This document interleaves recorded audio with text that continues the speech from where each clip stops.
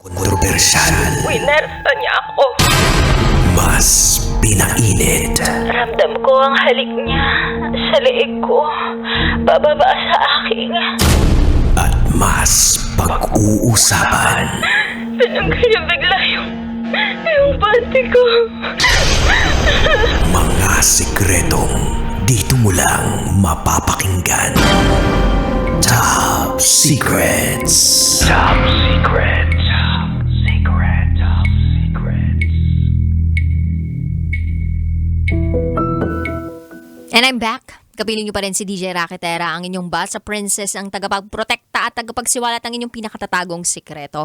And by the way, gusto ko lang kayong inform na ito pa rin po ang programang Top Secrets, pero yung caller natin kanina bumitaw na po. Ngayong sinabi niya na po ang sikreto niya na siya po ay may fake account at nag-deactivate na siya. Nawala na siya. Iniisip namin actually dito, no? Para kami may parang panelist yung nandito sa loob ng booth namin eh. May 3 babae kasi ditong bumisita. Taga iba't ibang lugar sila. Ang mga pangalan nila ay Karen, Jehan, and Grace. Tapos, nag-by chance lang sila ng punta rito. Eh, syempre, malamang kasama, ang dami na namin nadaldal dito off the air, ha? Eto na. Sila, meron silang judgment dun sa top secret sharer.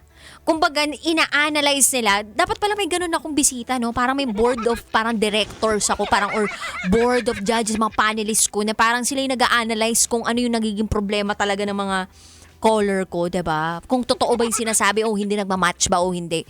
Kasi sabi nila kanina, baka poster account yung gamit. Ayan, poster account yung gamit. Oh. Actually, single po yung mga tao nandito sa loob ng booth, ha. Kung sakali po na gusto ninyong kuhain yung kanilang mga account, ha. Anong mga account ninyo? Pwede ba kayong kontakin? PM nyo ako sa IG kung gusto nyo silang i-date. Ayan. Ito, yung si Jehan. Ayan. Tsaka itong si Karen. Ayan, single po yan. Single na single. Pwede na pong lumandi yan na lumandi.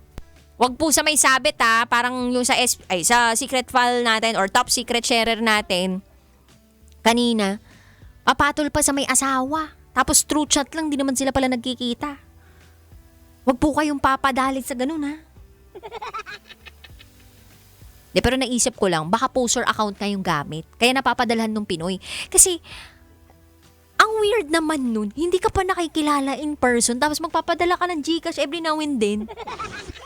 Diba? Sa hirap po ng buhay ngayon, unless smuggler ka, diba? Drug lord ka, diba? Kung madali lang talaga yung pera sa'yo, parang ang bilis lang magpadala ng mga pera sa kung saan man. Pero kung ikaw, pinaghirapan mo yung pera mo, hindi ka magpapadala ng pera sa kung kani-kanino man. Diba? Etong si top secret sharer kanina, diba sabi niya parang total pagpadala na sa kanya yung Pinoy na manliligaw niya ng halos 150,000 pesos. Nang walang hinihiling na kapalit. Benefit of the doubt, merong ibang mga tao na masaya sila na nakapagbibigay sila sa taong mahal nila o gusto nila. Pero gusto nila nakikita nila. Hindi yung parang virtual lang.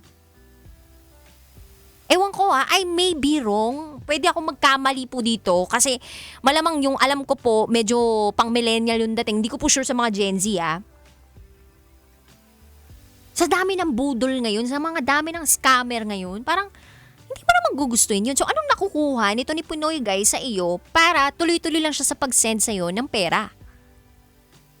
But the point is, na-fall na siya dito sa lalaking to kasi nga may pera din. At naibibigay yung pangangailangan niya. And nanghingi siya ng advice kanina sa atin at ang tanong niya, ano bang dapat niyang gawin, diba? Actually, alam naman daw niya yung kailangan niyang gawin at dapat niyang gawin. Ang hindi ma-fall sa taong pamilyado na. Basic. Kailangan pa bang i-memorize yan? Bakit natin pakukomplikahin yung buhay natin? Tayo ang nagpapakomplika sa buhay natin dahil sa mga desisyong ginagawa natin in life. Sure yan. Kaya kung gusto nyo ng payapang buhay, well, yung decisions ninyo, Gawin nyo ring payapa.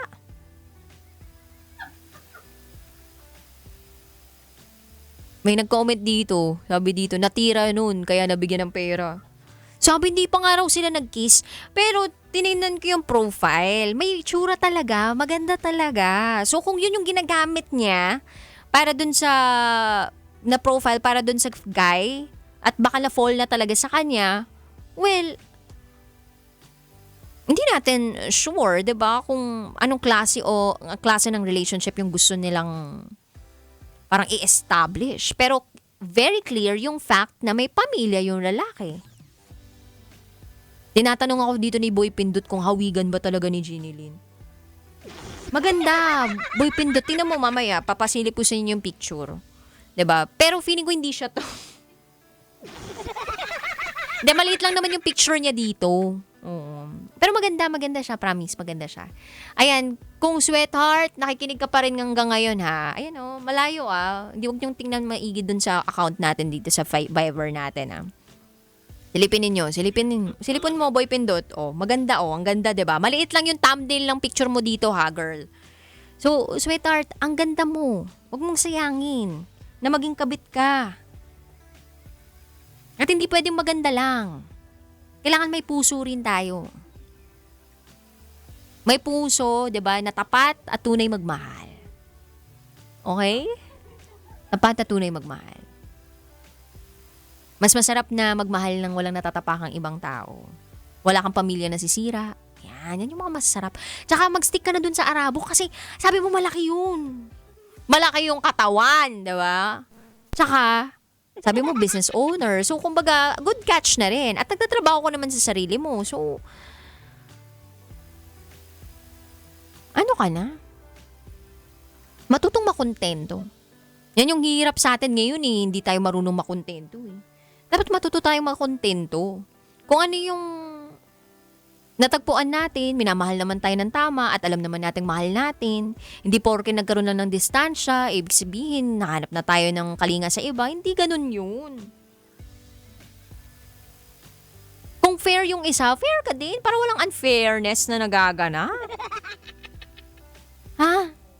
Anyway, sa mga kabisyo po natin out there na gusto mag-share ng kanilang top secrets, meron pa po tayo bukas kasi overtime na naman po ako ngayon, no? Bukas, magsama-sama tayo alas 9 ng gabi hanggang hating gabi. Oo, tatapusin natin ang araw pero sisimulan din natin ang panibagong araw. Na may kasamang pag-asa, ngiti, at panalangin na dadaloy ang ginhawa sa atin. Kapiling ang inyong Basa Princess, DJ Raketera.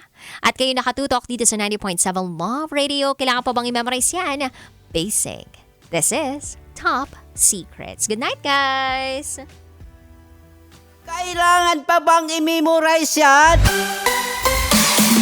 Love Radio. Basic!